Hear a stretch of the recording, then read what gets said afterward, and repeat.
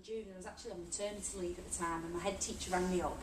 Cheryl, he says, I want you to apply for this programme. I've nominated you for this programme.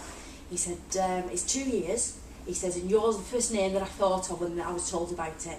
He said, so I want you to apply. Oh, right, okay, well, what's it called? Teaching leaders. Right, okay then. What is it about? It's about middle managers, and that was it. That's all he told me. So I did what any other self-respecting educationalist did, and I went and Googled teaching leaders, expecting to find information about a course that was going to make me run an outstanding department, or was going to just make sure that every student in my subject was going to get an A star to C. And just that's what I thought it was going to be about, the same old, same old. But what I actually found was, when looking at the mission statement and the aims of teaching leaders, it totally struck a chord with me because it fit in with everything that I believed.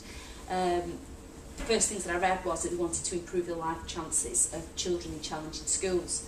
Then it went on to say life chances shouldn't be predetermined by class. Well, as a raging socialist, that really obviously got me. And then success should be driven by the quality of education and not social background. And I know myself, and I'm sure the same, if you're a teacher in a challenging school, you see all these bright kids whose aspirations are so low, or because of their social background or their families or whatever, they're not meeting their potential, and it's so frustrating, isn't it? And which is why we carry on working in the schools that we do, because these are the students that, you know, we really want to help and feel passionate about. I was on maternity leave, obviously, at the time, so and I was still in my little maternity bubble, which basically consisted of how much sleep I could possibly get and the consistency of dirty nappies. So it got Tegan, one of the participant experience managers, to ring me up to talk to me about the course. So she rang me, and I'd had a look, and we had a little bit of chat about it, and I decided, yes, I wanted to have a go, see what it was like, find out about it. She said, right, okay. Well, she said, the only problem is the application form has to be in by next Friday. Well, this was the Friday before, and the day after I was hosting the 60th birthday party for my mother, and then on the Sunday we were going away on holiday for a week, so, and it had to be in on the Friday. So I thought, well, I'm just going to have to take my laptop on holiday with me, which I did. So we set off on holiday, and I'm thinking, I'm just going to spend half my holiday writing the application. It was 300-word essay-style questions. I was thinking, it's going to be great, isn't it? But what I thought was going to take me ages to do, I actually found I did really quickly, because the questions prompted me to think about my experiences and talk about my passions and my beliefs, and I actually got the application questions written in 2 hours, and it was done. I found it really, really easy. And Tegan was there. She was there for me to phone her anytime, which I did, and she really helped guide me through what I need to look at when I'm answering my questions. Not necessarily what they were looking for, but pointed me in the right direction with the information that I needed to pre-read beforehand, and she was really good.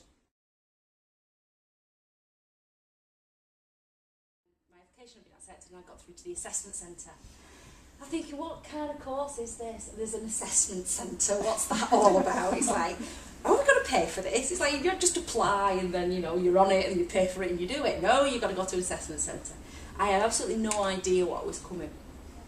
And I turned up here for the assessment centre, and it was an intense day, but it was really, really enjoyable. Every workshop that we did, especially a role play that you get to do, is really, really good.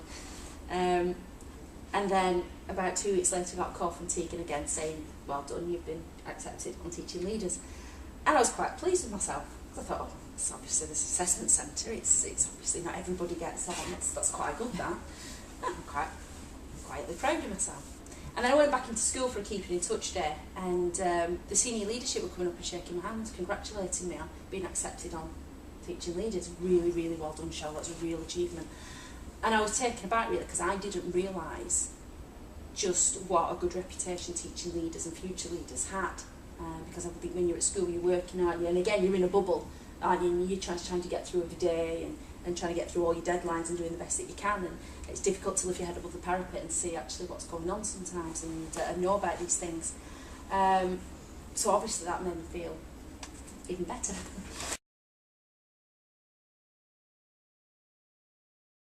But then I started to to worry a little bit about time, because like I say, I was on maternity leave at the time, so I've currently got a 10-month-old. But I've also got an 11-year-old who's Asperger's.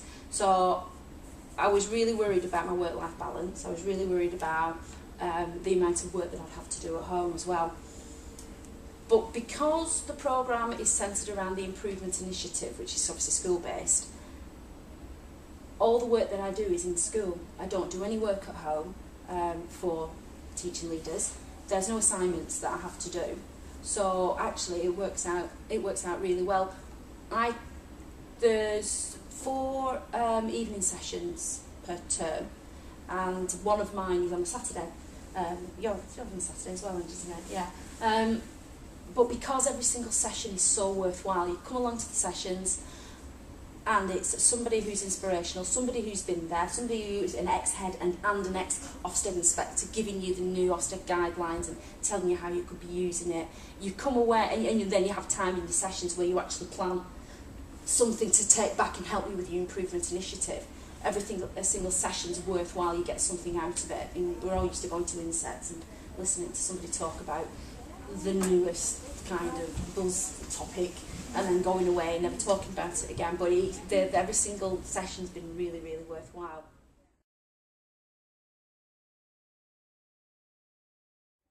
Teaching leaders really know you. When I went to Nottingham on the residential, Melanie knew. Well, everybody knew that I was still on maternity leave and I had a very young baby. I think at one point somebody borrowed my bag. No, I'd taken my bag by mistake. I had organised to Skype home at lunchtime, and obviously my bag was missing. It was lunchtime, and somebody picked it up by mistake is what had happened. But I was in a real state because all I wanted to do was see the baby and make sure the baby was okay. And the first thing Melanie did was, right, you can just use my laptop, it's fine, absolutely. You know, the teaching leaders can't do enough for you to help you, because they know that with the investment in you, the impact's going to come out on, obviously, through the students.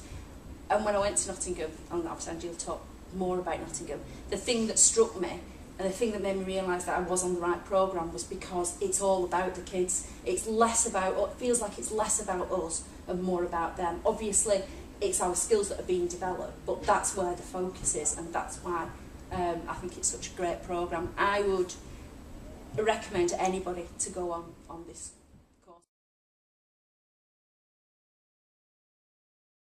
Because now I know how to lead the team, I know where I want to go, and I know how I'm going to get there and what we're going to do along the way and how to bring my team on board.